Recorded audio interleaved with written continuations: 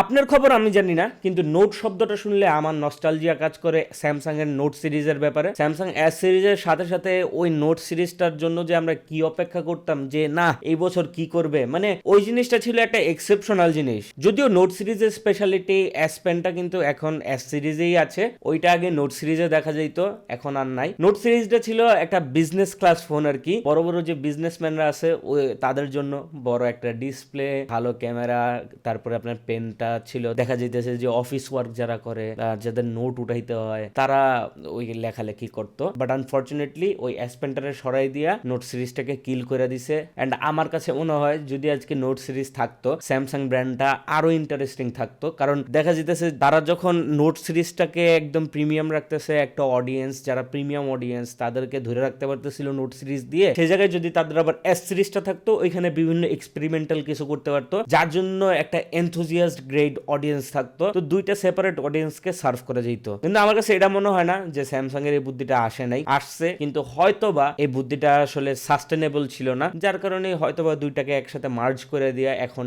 আমরা আর কি Samsung S26 ultra আছে এন্ড এর আগে কিছু ফোন আছে যাদের ভিতরে আপনি এস পেন দেখবেন, ওরাই আর কি মূলত দায়ী নোট সিরিজকে কিল করার জন্য। Justice for note series.